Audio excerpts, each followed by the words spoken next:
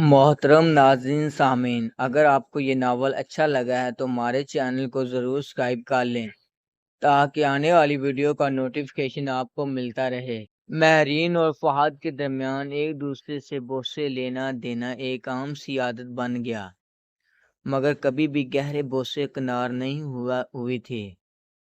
ان کا ایک دوسرے سے کبھی کبھار چومنا ایسے ہی ہوتا جیسے گالوں سے کسی کو چوما جاتا ہے، لیکن اس بات کو بھی نظر انداز نہیں کیا جا سکتا کہ جب فہد و مہرین ایک دوسرے سے بوسے لیتے تو اس کا ایک عجیب ہی لطف ہوتا، جس میں بہن بھائی والے جذبات کسی حد تک مجروح ضرور ہوتے تھے۔ فہد و مہرین وقت کے ساتھ ساتھ مزید میچور ہو رہے تھے، اور اب ان کے درمیان پہلے سے زیادہ انڈرسٹینڈنگ بن چکی تھی۔ اب ان کا ایک دوسرے کو گلے لگانا اور چومنا ان کے لیے معمول بن گیا تھا کہ کافی دفعہ اپنی ماں کے سامنے ہی ہونٹوں سے چومنے کی عادت سے مجرور چومتے رہ جاتے، اور بعد میں تنہائی میں اس بات پہ ہنس ہنس کے ایک دوسرے کو اس بات پہ چھیڑتے۔ فہد کی تعلیم FA ہو چکی تھی اور مہرین کا BA کامیابی سے پورا ہو چکا تھا۔ فہد کو دفتر میں ہی ایک مناسب عہدے پر فائز کر دیا گیا، جس سے اس کی تنخواہ میں مزید اضافہ ہو گیا۔ غربت کی عادی فہد و مہرین اور ان کی بیمار ماں کے لیے یہ بہت سنہری وقت آ گیا تھا، کیونکہ اب فہد اتنے پیسے کمانے لگ گیا تھا کہ اپنی محروم والد کی پینشن اور اس کی تنخواہ ملا کر مہینے کے اختتام پر کچھ نہ کچھ اضافی رقم بچ جاتی، جس کو ان کی امی مہرین کی شادی کے لیے جمع کرنے لگے۔ اب گھر میں عید کے موقع پہ نئے کپڑے بھی آتے اور مہینے میں ایک دو بار کھانا منگوا کر محدود عیاشی بھی ہو جاتی۔ یہ سب فہد کی لگن اور محنت ہی کا نتیجہ تھا۔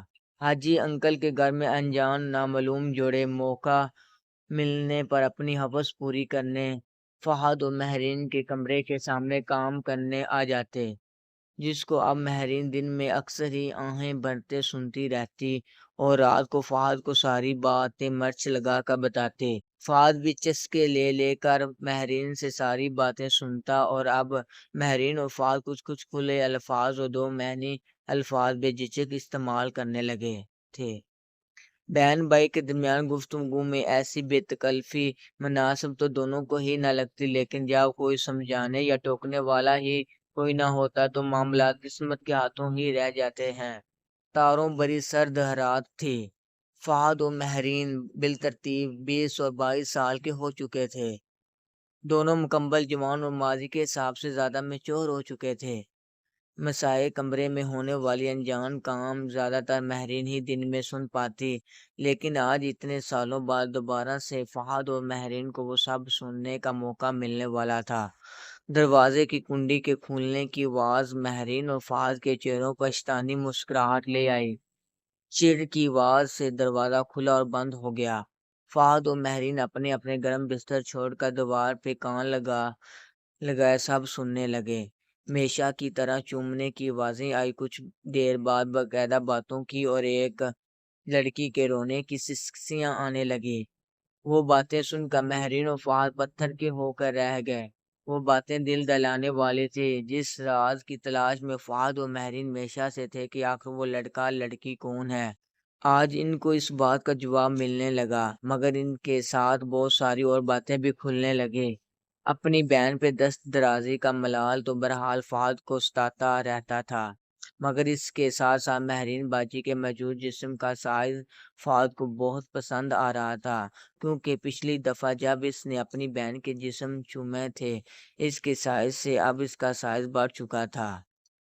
فہد کو اس بات پہ پورا یقین تھا کہ اگر وہ منگنی والی رات اپنی بہن کے بھرپور طریقے سے بھی دباتا جس سے مہرین جاگ جاتی تو مہرین اس پر 1% بھی ناراضگی ظاہر نہ کرنے والی تھی، مگر اب تو وقت گزر چکا تھا اور فہد کا ضمیر اس کو ملامت کر رہا تھا کہ یہ غلط ہے۔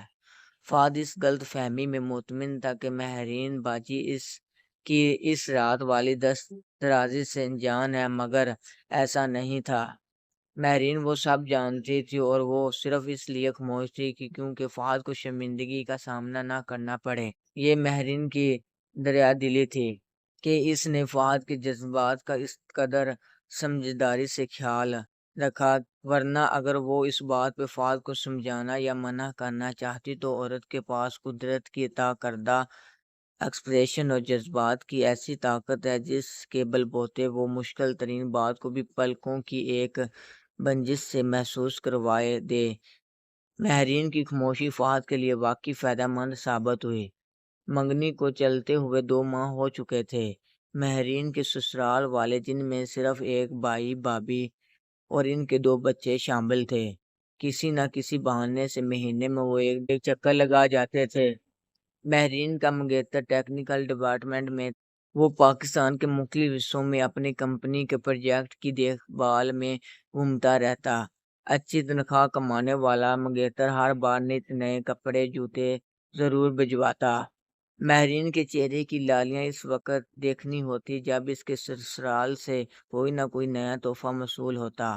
فہد اور مہرین کے درمیان جسمانی کشش کا تناؤ ابھی بھی اس نوعیت پہ قائم تھا کہ اس کشش میں اتراو چڑھاؤ ہوتا رہتا، لیکن اب مہرین کی زندگی میں ایک نیا موضوع آ چکا تھا۔ وہ موضوع مہرین کا منگیتر تھا۔ جب بھی مہرین فہد کے قریب آتی اور فہد اسے اپنی باہوں میں گھیر لیتا تو مہرین کے منہ سے نہ جانے اپنے منگیتر کی کوئی بات نکل جاتی تو فہد اپنے جذبات کو قابو کر کے جلن کے جذبات کو درجہ حرارت دبانے کی کوشش کرتا۔ فہد کوشش تو ضرور کرتا مگر مہرین بھی اس جلن کو بھانپ گئی تھی۔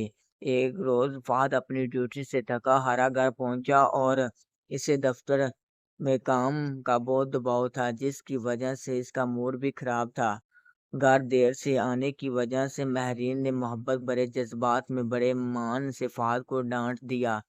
فہد، جو کہ پہلے ہی مہرین کی منگنی کی بعد والے بدلاؤ سے دل برداشتہ تھا، مہرین پر برس پڑا۔ اس وقت تو مہرین نے بھی ضابط کا اچھے سے مظاہرہ کیا، لیکن مہرین آج کافی صدمے میں تھی کیونکہ ایسے ان کی زندگی میں شاید 1 ہی 2 بار ہوا تھا کہ فہد نے مہرین کے آگے زبان درازی کی ہو۔ مہرین نے ٹھنڈے دماغ سے معاملے کو سمجھا کہ فہد کو رات کمرے میں لگ پوچھنے کا فیصلہ کیا، لیکن ستم در ستم یہ کہ جب مہرین اپنی امی کی طبیعت وغیرہ کا اندازہ لگا کے فہد سے بات کرنے اس کے کمرے میں آئی تو فہد گہری نیند سو چکا تھا۔ اس وقت مہرین کے دل میں یہ گمان پیدا ہونے لگا کہ فہد اس کی منگنی کی وجہ سے ذرا عجیب بدلاؤ کر رہا ہے، مگر وہ اپنی بائی کے بارے میں حتمی لا علم بدگمانی سے بچنا چاہتی تھی، اس لیے وہ اسے نیند تھکاوٹ سمجھ کر ہی وہاں سے چلی گئی۔ مہرین کا یہ گمان کرنا فہد آج کی تلخ کلامی کے باعث سے بچنے کے لیے سویا ہے۔ صبح مہرین نے اپنے بھائی کو جگانے کے لیے اس کے کمرے کا رخ کیا، لیکن کیونکہ وہ فہد کی اس بد مزاجی کی وجہ بننا چاہتی تھی، مہرین نے سوئے ہوئے فہد کے گال چوم کے مدھم آواز میں جگایا۔ آنکھیں کھلتے ہی مہرین کا پر نور چہرے کی زیارت کر کے فہد نے بھی جوابی مسکراہٹ سے صبح بخیر کہا۔ فہد بستر پر ہی لیٹا تھا اور مہرین تر و تازہ چہرے کے ساتھ اس کے برابر بیٹھی اس کے چہرے کو ہاتھوں سے سنوارنے لگی۔ مہرین، میری جان، اب اٹھ جاؤ، دفتر سے دیر ہو گئی تو مجھے الزام مت دینا۔ فہد نے آنکھیں ملتے ملتے جمائی لی اور بامشکل آنکھوں کو کھول کر مہرین باجی کو دیکھا۔ مہرین بنا دوپٹے فہد کے سامنے اپنے جسم کا پھیلاؤ اور اس پر ڈال رہی تھی۔ فہد کے دماغ میں سے فی الحال تمام رنجش بھول چکی ہوئی تھی، اس لیے وہ مہرین کے ہاتھوں کو پکڑ ہاتھ کا بوسہ لینا لگا۔ فہد، نہیں ہوتی دیر باجی، جس کی بہن آپ کی طرح صبح صبح مرغے کی اذان کے پہلے پہلے جاگ جاتی وہ بھلا کیسے دیر سے پہنچ سکتا ہے؟ مہرین فہد کے گالوں کو چھیڑتے آنکھ مارتے ہوئے بول پڑی۔ مہرین، آپ کا مرغا مجھ سے پہلے ہی اٹھ چکا ہے۔ محترم ناظرین سامعین، اگر آپ کو ناول اچھا لگا ہے تو ہمارے چینل کو ضرور سبسکرائب کر لیں تاکہ آنے والی ویڈیو کا نوٹیفیکیشن آپ کو ملتا رہے۔ شکریہ۔